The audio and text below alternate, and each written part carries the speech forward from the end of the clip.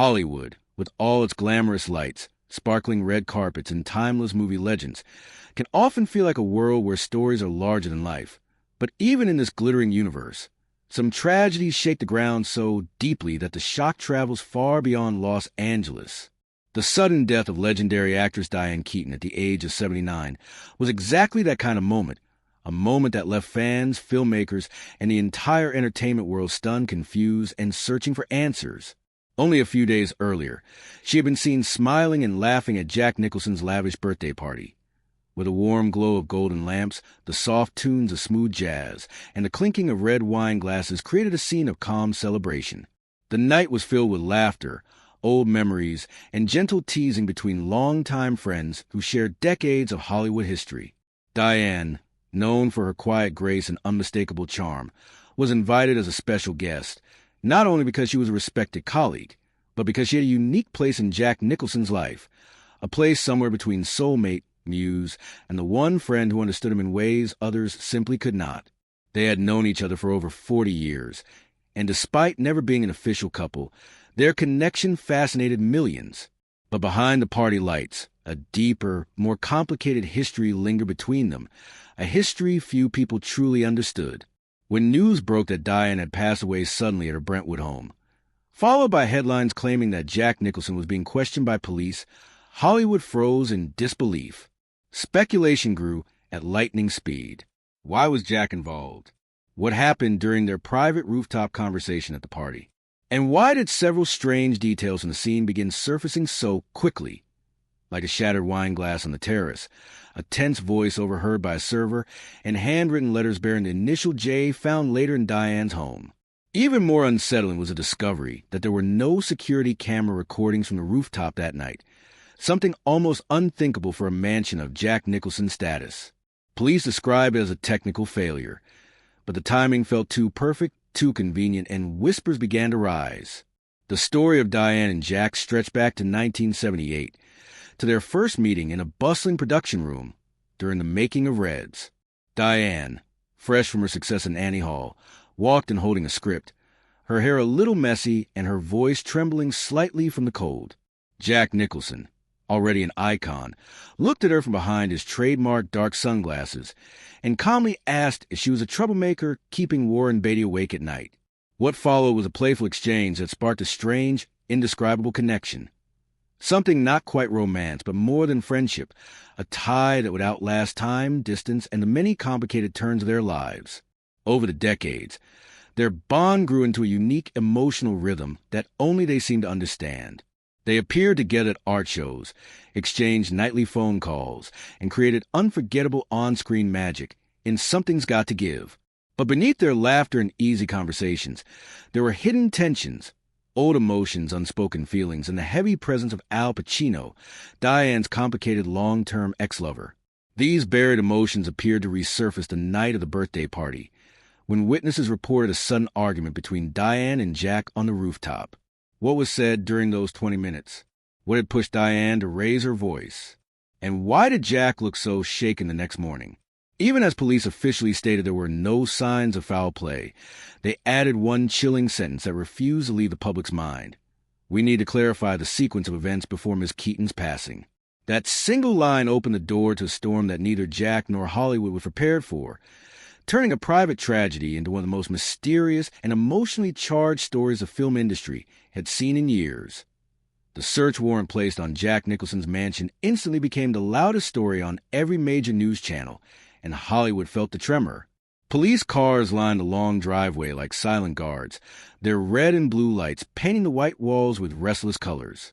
Neighbors peeked from behind curtains as detectives in dark jackets carried evidence boxes into the house.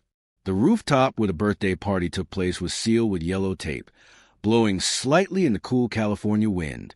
From the street, reporters whispered theories as cameras rolled nonstop, each trying to capture even a fragment of truth.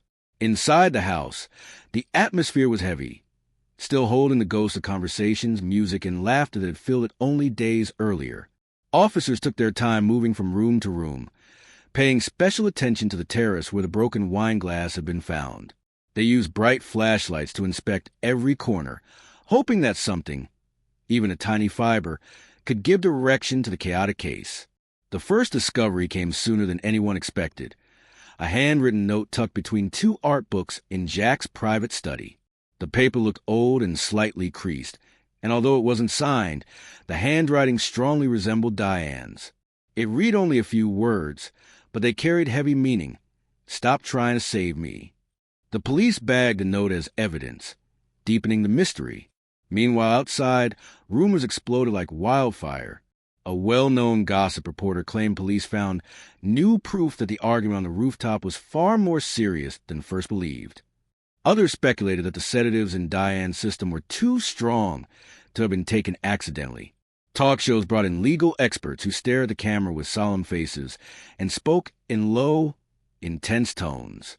If the sedative levels were rising in her system, one said, she may have taken them shortly before her death.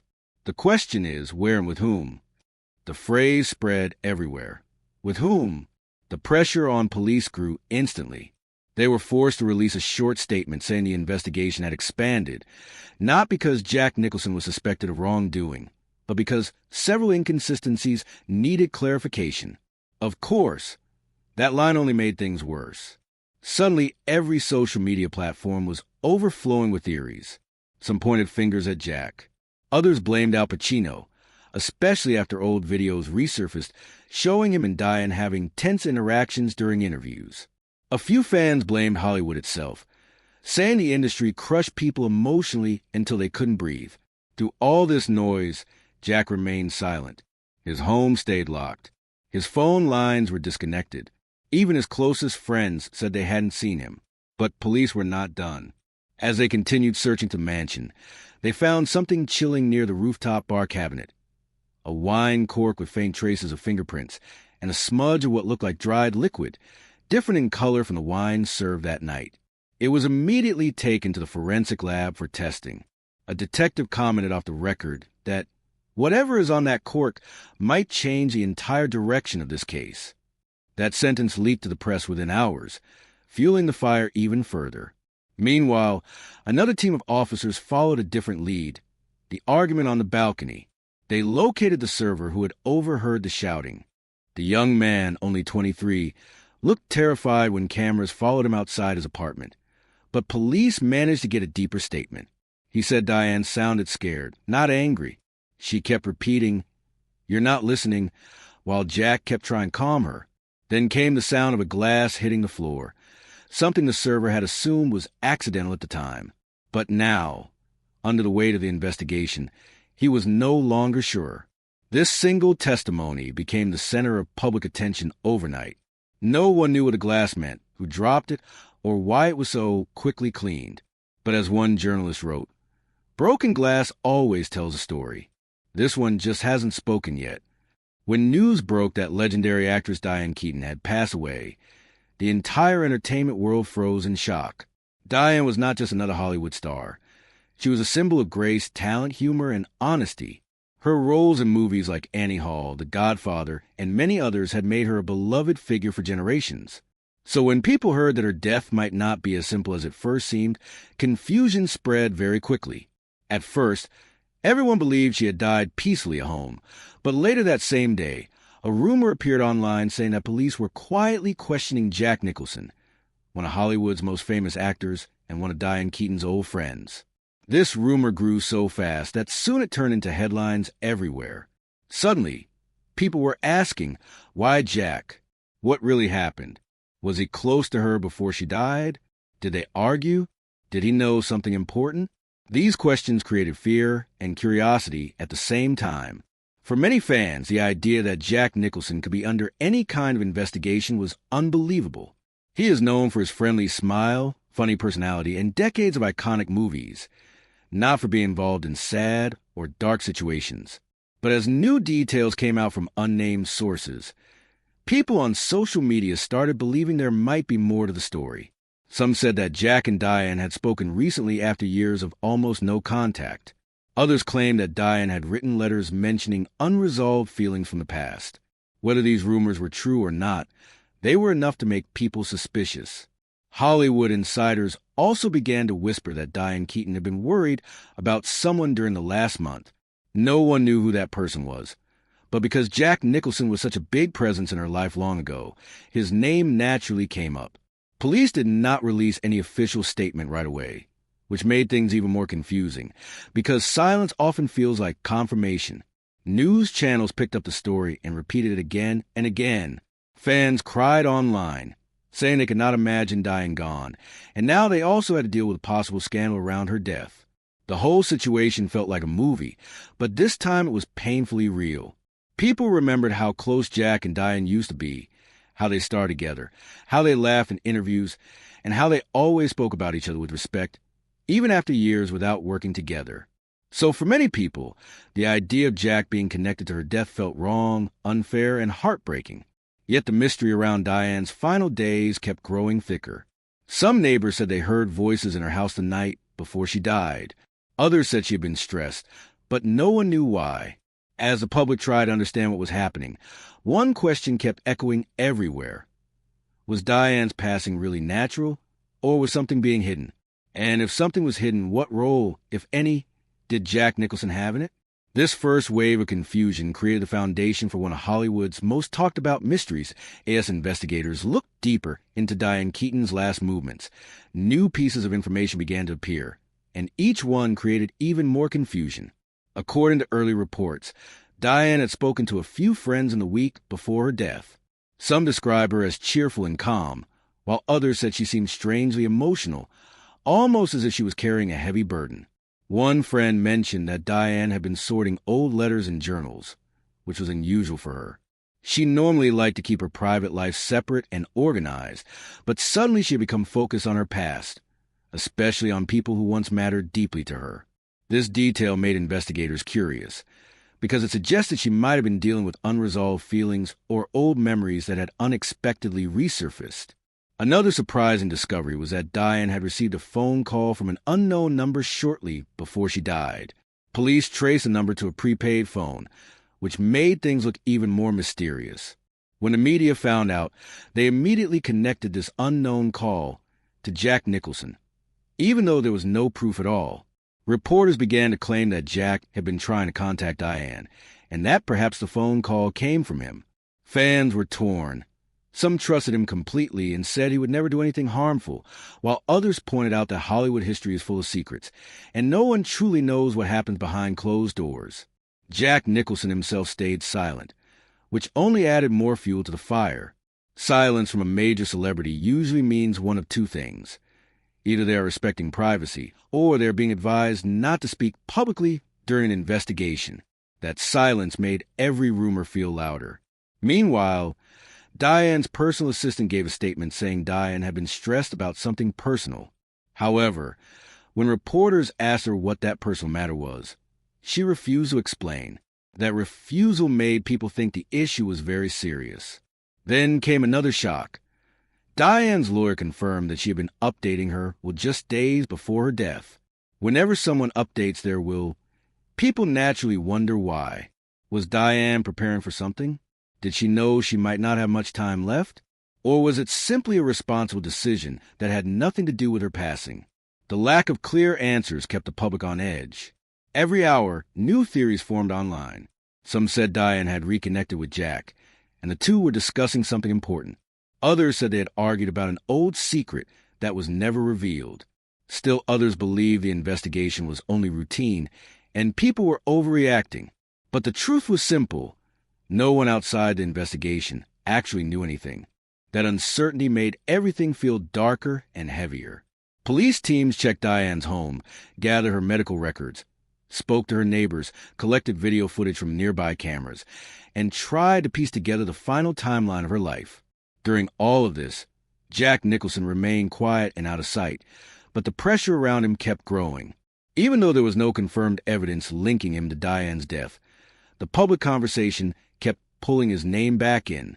The mystery around Diane's final week, the strange phone call, the updated will, and the emotional behavior she showed some friends all created an atmosphere of tension that refused to go away as the days passed. The investigation took a dramatic turn when a retired Hollywood insider stepped forward with claims that made everything even more complicated. This insider, who had known both Jack Nicholson and Diane Keaton for many years, said the two had recently met in private. He claimed that Diane had been nervous after that meeting and had mentioned that the past never truly disappears. This statement, vague and emotional, spread quickly online. Fans and bloggers started creating their own stories, each one more dramatic than the last. Some believed Diane and Jack had been trying to fix an old relationship. Others thought there was an unresolved conflict between them that had suddenly returned. The police did not confirm the insiders' claims, but they also did not deny them, which made the situation even more confusing. Meanwhile, people who worked with Diane on her last project describe her as focused but tired, warm but distant.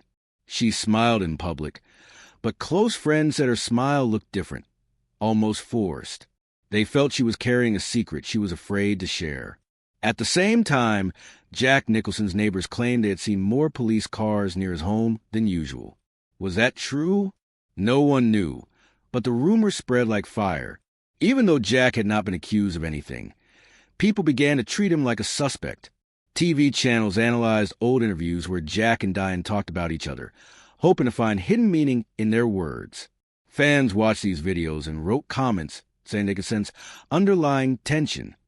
None of it was factual, but in emotional moments, people often believe what feels dramatic, not what is proven. Then came another surprising detail. Diane's family lawyer stated that Diane had kept a sealed envelope in her safe. No one knew what was inside, but the envelope was labeled with one word: truth. That single word caused chaos online. What truth was she talking about? Was it related to her personal past, her relationships, her career, or something about Jack Nicholson? Even though investigators did not reveal the contents of the envelope immediately, social media users started assuming it must contain something shocking. Some said it held a confession. Others said it held a warning. Some even claimed it contained evidence of a long-hidden secret involving both Diane and Jack. The truth was still unknown, yet the theories kept multiplying. This increasing pressure affected Jack deeply. People close to him said he looked worried, stressed, and tired. He avoided cameras and stayed inside most of the time. Even his silence became a topic of debate. Was he protecting Diane's memory or hiding from questions? Hollywood is a place where every expression becomes a story, and every silence becomes a headline. The investigation, instead of becoming clearer, grew more tangled. Diane's death was no longer seen as a simple tragedy. It had become a web of secrets, rumors, old relationships, mysterious documents, and emotional memories. And at the center of it all stood two names: Diane Keaton and Jack Nicholson. Two legends whose connection, once filled with warmth and respect, was now covered by uncertainty and suspicion as investigators continued digging deeper into the strange details surrounding Diane Keaton's final days. The sealed envelope labeled truth became the center of everything. Reporters camped outside the police building, hoping to catch even the smallest update. Fans refreshed websites every few minutes, desperate to learn what Diane had left behind. The envelope's existence turned her passing into a national mystery, and the pressure on investigators grew heavier with each passing hour. Meanwhile, Jack Nicholson's team finally broke their silence. In a short statement, they said Jack was cooperating fully with authorities and that he was heartbroken over Diane's death. But the statement did not calm the public at all. Instead, people began asking why Jack needed to cooperate fully. What had the police asked him? What did he know? And most importantly, why hadn't he spoken earlier? Every unanswered question gave birth to a new rumor. Social media became a storm of theories. Some claimed Jack and Diane had argued about a project they once planned together. Others said Diane had discovered something that made her confront Jack during their private meeting. A few even believed the envelope contained proof of something dangerous, something Diane had been afraid to bring to light. With all these ideas swirling, even the calmest fans started to panic. They feared Diane might have been trying to warn people about something. On top of this, another strange detail surfaced. Diane had visited an old storage unit just 2 days before her death. According to workers there, she looked anxious and moved several boxes around before leaving with a single folder. That folder was never found in her home. Investigators believed it might be connected to the sealed envelope. When the news broke, people online went wild. What was in the folder? Was it missing or hidden? Some believed Diane had given it to someone she trusted. Others thought it might still be somewhere in her house, waiting to be discovered. The mystery grew thicker. At the same time, Jack Nicholson's old friend came forward with information that added a surprising twist. He claimed Jack had been struggling privately with guilt for something from his past. He wouldn't explain what that something was, but said Jack had been acting unusually quiet for months. Was that guilt connected to Diane? No one knew, but the connection felt too strong to ignore. Interview clips from decades ago resurfaced, showing Jack and Diane laughing, holding hands, or speaking warmly about each other. Fans watched those videos again and again, searching for signs, clues, or hints of tension, but most of what they found was two people who genuinely liked each other. That made the current situation even more confusing. How could two people who once shared so much joy end up surrounded by suspicion, tragedy, and unanswered questions? The entire atmosphere in Hollywood grew cold and tense. Directors avoided interviews. Actors refused to comment on Diane's envelope. Even studio executives issued warnings to their staff to stay away from the story. It wasn't just a celebrity tragedy anymore. It had become a problem big enough to affect careers and reputations. Inside the investigation room, the truth was moving slowly. Detectives analyzed Diane's phone records, searched her email for unusual messages, and interviewed neighbors again and again. One neighbor claimed she heard Diane crying the night before she died. Another said she heard a man's voice, but couldn't identify who it was. A third neighbor insisted she saw someone standing near Diane's window late at night. All these statements added fear and confusion, because none of them lined up with each other. And in the middle of this chaos, investigators finally decided to open the envelope labeled Truth. They expected something emotional or personal. They expected something private, maybe about her past relationships or family. But what they found inside was something none of them had imagined, something with the potential to change everything about the case, and something that brought Jack Nicholson's name directly back into the spotlight. When investigators finally opened the envelope marked Truth, they found something far more unsettling than a simple letter. Inside was a handwritten note from Diane Keaton, several pages long, written only a few days before her death. Her handwriting was shaky but clear, as if she had been emotional while writing but determined to finish every word. The note described a secret she had carried for many years, something she claimed had begun during a time when she and Jack Nicholson were still close. The investigators read the note slowly, line by line, realizing that Diane had written it with a mix of fear, sadness, and urgency. The first page talked about her memories with Jack, some beautiful, some complicated. She wrote that Hollywood often hides the truth behind bright lights, and that people never know the full story behind friendships, arguments, or decisions made under pressure. As investigators continued reading, they noticed Diane mentioned an event from decades ago that she believed had changed Jack forever. She didn't describe the event directly, but she hinted that Jack had once made a choice he never forgave himself for. The note didn't accuse him of anything criminal, but it suggested he had lived with deep guilt, and Diane had always worried that the weight of that guilt might break him someday. This revelation shocked investigators, not because it linked Jack to a crime, but because it showed how emotionally connected Diane still felt to him even after so many years. But the most mysterious part of the note was what she wrote near the end. Diane claimed someone had contacted her recently about the same past event, saying they had information she needed to know. She said she didn't trust this person, but they insisted she listen. She wrote that the conversation left her shaken, confused, and afraid. Diane said the caller hinted that Jack's long-ago secret was bigger than she ever realized, and that she was in danger simply for knowing him. Investigators immediately recognized a connection between this part of the letter and the unknown phone call she had received shortly before her death. The one traced to a prepaid number. Who was that caller? What did they really want? And why contact Diane after so many years? The note raised more questions than answers. As soon as the contents were shared with senior investigators, the entire case shifted direction. They realized Diane's death might not be linked to Jack directly at all. Instead, it could be connected to someone else, someone who knew about the past event Jack regretted, someone who wanted to bring it back into the light, and someone who might have wanted to use Diane's emotional connection to Jack to create chaos. When news leaked that the envelope contained a note referencing a shared past, the public exploded with curiosity. Headlines everywhere asked the same question: what secret did Jack and Diane share? People online invented theories within minutes. Some said the secret was romantic. Some said it was professional. Others insisted it involved a major Hollywood scandal that had been covered up years ago. The lack of detail in the leaked summary of the note made the situation even more dramatic. Meanwhile, Jack Nicholson's lawyers demanded to see the note, but investigators refused, saying it was now active evidence. This decision pushed Jack into an even darker corner.